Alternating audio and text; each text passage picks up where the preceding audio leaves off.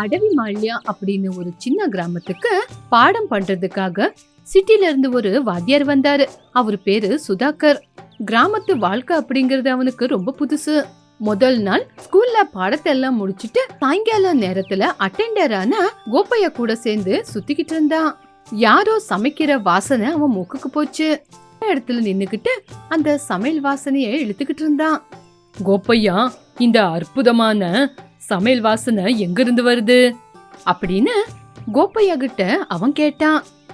வேற எங்க இருந்து வருதுன்னு நினைச்சீங்க? எங்க சீத்தம்மா வீட்டுல இருந்துதான் இந்த சமையல் வாசனை வருது. அந்த சீத்தம்மா அவ்வளோ அற்புதமா சமைக்குவாங்களா? வாத்தியாரே, நீங்க எங்க ஊருக்கு புதுசா வந்திருக்கீங்க, அதனாலதான் எங்க சீத்தம்மாவோட சமையல் உங்களுக்கு இன்னும் தெரியல. அவங்க வயசு 67, அற்புதமா சமைக்குவாங்க. நீங்க இவ்வளவு தூரம் சொல்லும் போது அந்த சீத்தம்மா கையால சாப்பிடணும்னு ஆசையா இருக்கு. அதுக்கு என்ன வாத்தியாரே, எங்க சீத்தம்மா பாட்டி வீட்டுக்கு உங்களை கூட்டிட்டு போனா போச்சு அப்படி சொல்லி அவங்க 2 பேரும் முன்னாடி நடந்துகிட்டு போனாங்க. வாத்தியாரே, அந்த சீத்தம்மா எங்க ஊருக்குள்ள வயசான கிழவின்னு யாராலையும் சொல்ல முடியாது. அவ்வளோ அற்புதமா சமைக்குவாங்க. அந்த கடவுள் கையில அமிர்தம் இருக்கோ இல்லையோ, ஆனா எங்க சீத்தம்மா பாட்டி கையில அற்புதம் இருக்கு. ஒப்பையா, அந்த வயசான பாட்டிய பத்தி நீங்க சொல்லும் போது எனக்கு எங்க அம்மா ஞாபகம் தான் வருது. வாத்தியாரே, எங்க ஊருக்குள்ள எந்த பண்டிகை எந்த விசேஷமா இருந்தாலும் எல்லாத்துக்கும் எங்க சீத்தம்மா பாட்டி தான் சமையல் செய்யும். இந்த ஊருக்குள்ள யாருக்காவது ஜுரம், தலைவலி, இருமல், சளின்னு வந்தா கூட டாக்டர் கிட்ட யாருமே போக மாட்டாங்க. சீத்தம்மா பாட்டி கிட்ட தான் போவாங்க. என்ன கோப்பையா, நீங்க பாட்டி வீட்டுக்கு என்ன கூட்டிட்டு போக போறீங்களா, இல்ல அவங்கள பத்தி சொல்லினே இருக்க போறீங்களா? ஐயோ ஐயா, இதோ வந்துருச்சே சீத்தம்மா பாட்டியோட வீடு அப்படின்னு குடிசை வீட்டுக்குள்ள கூட்டிட்டு போனான். பாக்குறதுக்கு அது குடிசை வீடா இருந்தாலும் வெளிய காய்கறி பூச்செடிங்க நிறைய இருந்தது. வீட்டுக்குள்ள வந்தவங்கள சீத்தம்மா பாட்டி பார்த்து, ஏ கோப்பையா, யார் இது, என்ன விஷயமா வந்திருக்காரு? பாட்டி, இவரு நம்ம ஊருக்கு வந்திருக்கிற வாத்தியாரு. உங்க சமையல் வாசனைக்கு தன்னையே மறந்து போய் வந்திருக்காரு. சரிங்கப்பா, வாங்க வந்து உக்காருங்க. ஆமாம் பாட்டி, இப்படி கமகமன்னு வாசனை வர மாதிரி என்ன சமைச்சிருக்கீங்க? புளியோகரையும் பாயசமும் சமைச்சிருக்கேன். இன்னைக்கு ராமநவமி இல்லையாப்பா, அதனாலதான் சமைச்சிருக்கேன். பாட்டி, பண்டிகை அப்படின்னா எல்லாருக்கும் கொடுப்பீங்களா? வேற என்னப்பா பண்றது, எங்க ஊருக்குள்ள எல்லாரும் சேர்ந்து சாப்பிட்டுதான் பழக்கம் அப்படி சொல்லி சுதாகருக்கு பாட்டி வாழையில போட்டு புளியோகரை பாயசத்தை கொடுத்தாங்க. ஒரு வாய் சாப்பாட சாப்பிட்டு பார்த்து ஆச்சரியப்பட்டான். பாட்டி, இந்த மாதிரி ருசி எப்பவோ சாப்பிட்டது, அதுக்கப்புறம் இப்பதான் சாப்பிடுறேன் அப்படின்னு சொன்ன உடனே பாட்டியும் சந்தோஷப்பட்டாங்க. இப்படி இவங்க வீட்டுக்குள்ள உட்காந்து சாப்பிட்டுக்கிட்டு இருக்கும்போது ஜெயம்மா அப்படின்னு ஒரு பொம்பளை வந்துச்சு. ஜெயம்மா, நல்லா இருக்கியா? பாட்டி, நான் நல்லா இருக்கேன். அப்படின்னா நான் கேட்ட விஷயம் உண்மைதானா? ஆமாம் பாட்டி, நீங்க கேள்விப்பட்ட விஷயம் உண்மைதான். சரி, சீமந்தம் எப்ப ஜெயம்மா? பாட்டி, இந்த ஞாயிற்றுக்கிழமை தான். நீங்க தான் வந்து முன்னாடி நின்னு சமைச்சு கொடுக்கணும். அதுக்கப்புறம் எனக்கு சொல்லல வரமாட்டேன்னு சொல்லக்கூடாது, சரியா? ஐயோ, ஏமா வரமாட்டேன், வந்து நானே சமைச்சு கொடுக்கறேன். நம்ம ஊரு ஜனங்களுக்கு நான் வரமாட்டேனா? சரிங்க பாட்டி, எல்லாருக்கும் சொல்லணும். ஊருக்குள்ள போக நேரமாகும். நான் இன்னும் கிளம்புறேன். நீங்க மறக்காம ஞாயிற்றுக்கிழமை வந்துருங்க.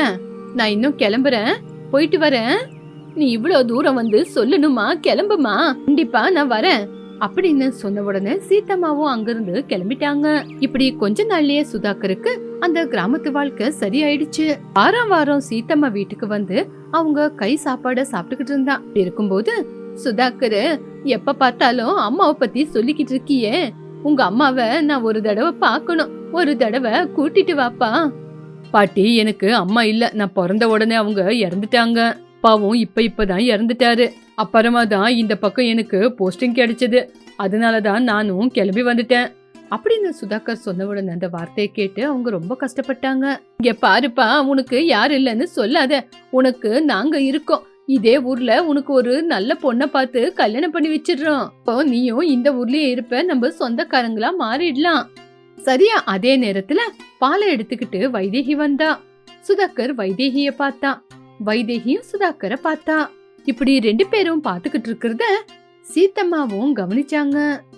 ஏன்பா சுதாகர், உனக்கு ஒரு பொண்ணை பத்தி சொன்னனே, அந்த பொண்ணு இந்த பொண்ணுதான். இந்த பொண்ணு எல்லா வேலையும் செய்வா, தங்கமான பொண்ணு அப்படின்னு சொன்ன உடனே சுதாகர் வைதேகிய பார்த்தா. வைதேகிய பார்த்து இஷ்டப்பட்டா. வைதேகியும் சுதாகரை பார்த்தா. அவளுக்கும் அவனை புடிச்சு போச்சு. என்னம்மா வைதேகி, என் பேரனை புடிச்சிருக்கா அப்படின்னு கேட்ட உடனே வைதேகி வெக்கப்பட்டா. சுதாகர் கண்ணீர் விட்டான். ஏன்பா சுதாகர், ஏன்பா கண்ணீர் விட்டுக்கிட்டு இருக்க? அது ஆனந்த கண்ணீர் பாட்டி. பாட்டின்னு சொன்ன உடனே தம்மா சந்தோஷப்பட்டாங்க. வைதேகி, வீட்டுக்கு போய் உங்க அப்பாவை நான் வர சொன்னேன்னு சொல்லு. சரி பாட்டி. அப்படி சொல்லி வைதேகி அங்கிருந்து கிளம்பி போயிட்டா.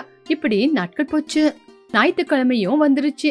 சீதம்மா ஜெயம்மாவோட வீட்டுக்கு போனாங்க. ஜெயம்மா வீட்டுல அன்னைக்கு சீமந்த ஃபங்க்ஷன் இருந்தது. பாட்டி, சீமந்தத்துக்கு என்ன சமைக்கிறது, அதுக்கு என்ன பொருள் வேணும்னு சொல்லிட்டீங்களா? நாங்க வாங்கிட்டு வந்துருவோம், அதுக்கப்புறம் நீங்க சமைச்சிடலாம். சீதம்மா எந்தெந்த பொருள்னு சொன்ன உடனே அவங்க புருஷனான ராஜையா டவுனுக்கு போய் அந்த பொருளுங்களை வாங்கிட்டு வர போனாரு. கொஞ்ச நேரத்திலேயே ராஜையாவும் பொருளுங்களை வாங்கிட்டு வந்து கொடுத்த உடனே பாட்டியும் சமைக்க ஆரம்பிச்சிட்டாங்க.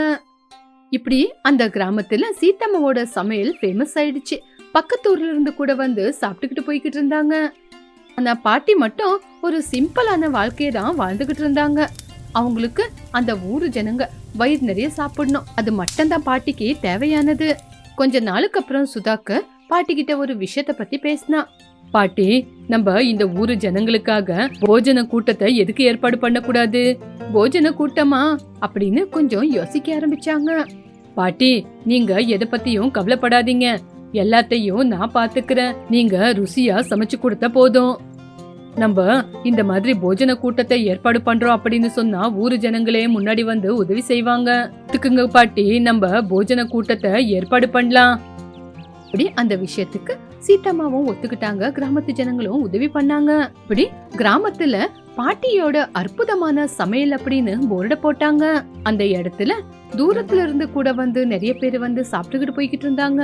ராஜையா வைதேகி சுதாகரை பார்க்க வந்தாங்க. சீதம்மா ராஜையா கிட்ட சுதாகரை பத்தி எல்லா விஷயத்தையும் சொன்னாங்க. வைதேகி சுதாகர் 2 பேருக்கும் கல்யாணம் பண்ணி வைக்கலான்னு முடிவெடுத்தாங்க. ராஜையாவும் கல்யாணத்துக்கு ஒத்துக்கிட்டதுனால மறுவது நாளே அந்த ஊருக்குள்ள இருக்கிற ஒரு மண்டபத்துல கல்யாணத்தை முடிச்சாங்க. கல்யாணத்துக்கு வந்த அத்தனை பேரும் பாட்டியோட சமையல பத்தி தான் பெருமையா பேசினாங்க. அவ்வளோ அற்புதமா சமைச்சாங்க பாட்டி. இந்த கிராமத்துல இருக்கிற ஒரு சாதாரணமான பாட்டி இவ்வளோ அற்புதமா சமைக்கிறாங்க அப்படின்னு ஊரு ஜனங்க எல்லாருமே பாட்டிய பத்தி பெருமையா பேச ஆரம்பிச்சாங்க. கிழக்கு திசையில இருக்கிற ஒரு கிராமம் அது. கோப்பையா ராதம்மா அப்படிங்கிற வாடகை விவசாயி இருந்தாங்க. அவங்களோட பார்வை வயல்ல இருக்கிற கிணத்து பக்கம் போச்சு. எப்பவுமே கிணத்துக்கிட்ட போய் கிணத்துக்கு கையெடுத்து கும்பிட்டு அந்த கிணற வேண்டிக்கிட்டு இருந்தாங்க. அத பாக்குற ஊரு ஜனங்க அவங்கள பார்த்து சிரிச்சுக்கிட்டு இருந்தாங்க. யாரு என்னதான் சிரிச்சாலும் அத பத்தி கவலைப்பட்டுக்கிட்டு இருக்கல. அந்த விவசாயிங்க அவங்க வேலையை பார்த்துக்கிட்டு சும்மா இருந்தாங்க. எப்பவும் போல கிணத்துக்கிட்ட வந்து எப்பவும் போல கிணற பார்த்து கையெடுத்து கும்பிட்டாங்க. அம்மா தாயி, எங்க வயலுக்கு தேவையான தண்ணிய குடுமா அப்படின்னு அவன் வேண்டிக்கிட்டா பொண்டாட்டி. அம்மா தாயி, எங்க வயலுக்கு தேவையான தண்ணிய கொடுத்து எங்களை நீங்க தாம்மா காப்பாத்தணும். வயிறு நிறைய 3 நேரம் சாப்பாடு குடுமா அப்படின்னு வேண்டிக்கிட்டா. அவங்கள பார்த்து வயலோட முதலாளியான ரங்கசாமி ரொம்ப பண்போட நாணயத்தோட கௌரவத்தோட விவசாயம் செய்யற அந்த தம்பதிங்களை பார்த்து ரொம்ப சந்தோஷப்பட்டாரு. கோப்பையா, உங்கள மாதிரி ஒரு நல்ல தம்பதிங்க என்னோட வயல வாடகைக்கு எடுத்து விவசாயம் செஞ்சுக்கிட்டு இருக்கிறது என்னோட மனசுக்கு ரொம்ப நிம்மதியை கொடுக்குது. ஐயா, அப்படியெல்லாம் சொல்லாதீங்க ஐயா. நாங்க பட்னியும் பசியுமா உங்க கையில வந்து எங்களுக்கு ஒரு வேலையை கொடுங்கன்னு கேட்டப்போ எங்களுக்கு வேலையும் கொடுத்து நம்பிக்கையை கொடுத்தது நீங்க தாங்க ஐயா. உங்களோட ருணத்தை எப்படி தீக்க போறனோ. ஆமாங்க ஐயா, இந்த ஊரு ஜனங்க எங்களை நம்பல, நீங்க எங்க மேல நம்பிக்கை வச்சீங்க. எங்க உயிர் இருக்கிற வரைக்கும் உங்களை நாங்க மறக்க மாட்டோம். கோப்பையா, ரொம்ப நம்பிக்கையோட வேலை செய்யுங்க. நான் இருக்கிற வரைக்கும் என்னோட வயல உங்களுக்கு தான் நான் வாடகை விட போறேன். கெமிக்கல் உபயோகப்படுத்தின கொப்பராவை உபயோகப்படுத்தி விவசாயம் செய்யாம நீங்க இயற்கையா இருக்கிற கொப்பராவை உபயோகப்படுத்தி விவசாயம் செய்யுங்க அப்படின்னு சொல்லி அங்கிருந்து கிளம்பி போயிட்டாரு. மோட்டர்ல இருந்து தண்ணி வந்து கிணத்துக்கு விழுந்துகிட்டு இருக்கும்போது புருஷன் பொண்டாட்டி 2 பேரும் வயல்ல வேலை செஞ்சுக்கிட்டு இருந்தாங்க. இப்படி அந்த கிணத்துல இருந்து வர தண்ணி மூலியமா புருஷன் பொண்டாட்டி 2 பேரும் விவசாயம் செஞ்சாங்க. விளைச்சல் கை சேரும் போது கோப்பையாவோட சந்தோஷத்துக்கு எல்லையே இருக்கல. வயலோட முதலாளியும் சந்தோஷப்பட்டாரு. ஆனா எப்பவுமே நேரம் ஒரே மாதிரி இருக்காதுல்ல.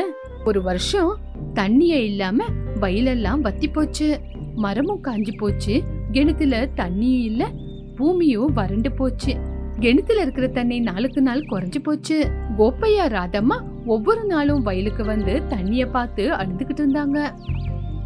மேல பாக்குறதுக்கு மண்ணு மண்ணா இருந்தாலும் கொஞ்ச நாளுக்கு அப்புறம் ஒரே வாட்டி அந்த கிணறு வத்தி போச்சு. புருஷன் பொண்டாட்டி 2 பேரும் கிணத்தை பாத்துக்கிட்டு உட்காந்து அழுதுகிட்டு இருக்கும்போது மல்லையா எல்லையா அப்படிங்கிற விவசாயிங்க 2 பேரும் வந்து, சின்ன பசங்க மாதிரி எதுக்காக நீங்க 2 பேரும் அழுவுறீங்க? உங்களோட வயலு மட்டும்தான் வத்தி போச்சா? இந்த ஊருக்குள்ள இருக்கிற கிணறு ஏரி எல்லாமே காஞ்சி போய் தானே கிடக்குது அப்படின்னு சொன்னாலும் கோப்பையா ராதம்மா அழுகைய நிப்பாட்டல.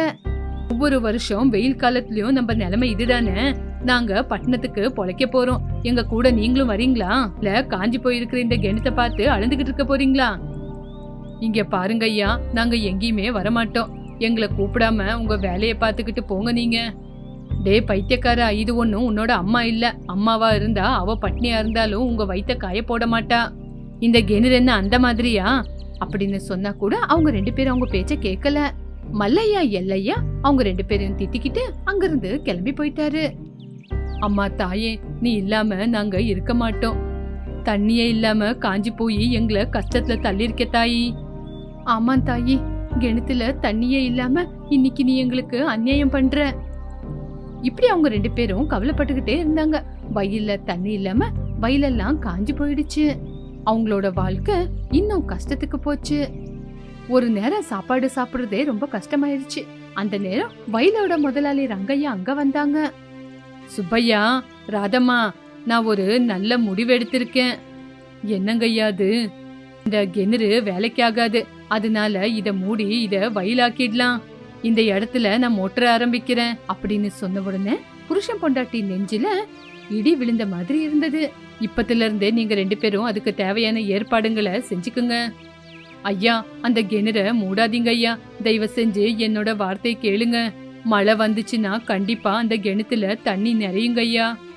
அந்த வார்த்தையை கேட்டு ரங்கையா சிரிச்சுக்கிட்டு இருந்தாரு. என்னது, மழை வந்தா கிணத்துல தண்ணி நிறையுமா? எதுக்குமே உபயோகம் வராத இந்த கிணறு எதுக்கு வச்சுக்கணும்? நீங்க 2 பேரும் நான் சொல்றத கேளுங்க, போங்க. என் பேச்ச கேட்டா நான் உங்களுக்கு சாப்பாடு கொடுப்பேன். இல்லனா அப்படி இல்லங்க ஐயா, இத்தனை நாளா இந்த கிணறு எங்களுக்கு சாப்பாடு போட்டுச்சுங்க ஐயா. இப்ப வத்தி போச்சு அப்படிங்கறதுனால கிணற மூடுற அப்படின்னு சொல்றது சரியில்லைங்க ஐயா. ஏதாவது உதவி செய்யுங்க ஐயா. நீங்க இதுக்கப்புறம் என்கிட்ட வேலை செய்ய மாட்டீங்கன்னு எனக்கு உங்க மேல நம்பிக்கை வந்துருச்சு.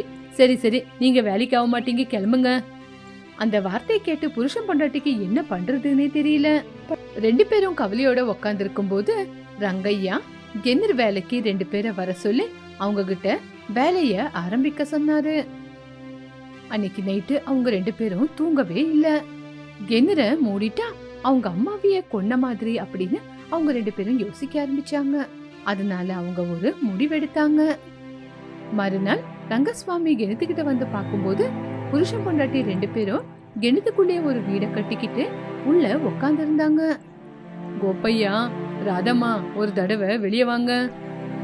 ஐயா, நாங்க வெளியே வரமாட்டாங்க ஐயா. உங்களை வெளியே அனுப்பணும்னு நீங்க நினைச்சீங்கன்னா இதுக்குள்ளேயே எங்களை பொச்சிடுங்க. முதலாளி முதல்ல கோபத்துல அவங்க 2 பேரை பார்த்தா. என்ன கோப்பையா, என்ன இந்த புது நாடகம் அப்படின்னு சத்தம் போட்டாரு. இல்லங்க ஐயா, நாங்க சொல்றது உண்மைதாங்க ஐயா. இந்த கிணறு தான் எங்களோட வீடுங்க ஐயா. இந்த கிணறு எங்களுக்கு எங்க அம்மா இருக்கிற மாதிரி. சுப்பையாவோட மனசுல இருக்கிற ஆவேசத்தை பார்த்து ரங்கசுவாமி கொஞ்ச நேரம் மௌனமா நின்னுட்டாரு.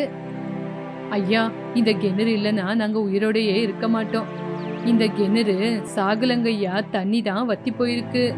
இந்த கிணத்துல இருக்கிற தண்ணி காஞ்சு போயிருக்கே தவிர சாகல. அந்த கிணறும் ரொம்பவே கஷ்டப்பட்டு இருக்கு, கொஞ்ச நாள்லயே சரியாயிடும் அப்படின்னு கோப்பையா சொன்ன உடனே அதுல இருக்கிற உண்மை நேரா ரங்கையாவோட மனசுக்கு போச்சு. கையாவும் கிணற மூடுற வேலைய விட்டுட்டாரு. சரி கோப்பையா, கொஞ்ச நாள் நானும் காத்திருக்கேன், அதுக்கப்புறம் நான் தான் முடிவெடுக்க போறேன் அப்படின்னு சொன்ன உடனே கோப்பையா ராதம்மா ரொம்ப சந்தோஷப்பட்டாங்க. ரங்கையாவும் எடுத்துட்டு வந்த கூலி காசை எடுத்துட்டு போயிட்டாரு. இப்படி கொஞ்ச நாள் ஆச்சு. வெயில் ரொம்ப நாள் அப்படியே இருந்தது. ஆனா அவங்க ஆசைப்பட்டது நடக்காம போல. ஒவ்வொரு தடவையும் ஆகாயத்தை பார்த்துக்கிட்டு கையெடுத்து கும்பிட்டுக்கிட்டு இருந்தாங்க. ஒரு நாள் சாயங்காலம் தூரத்துல மேகங்க கூடிக்கிட்டு இருந்தது. கொஞ்ச நேரத்திலேயே ஜோரா காத்து வந்தது. மழை வீச ஆரம்பிச்சிருச்சு. இடி மின்னலோட ஜோர மழை வந்தது.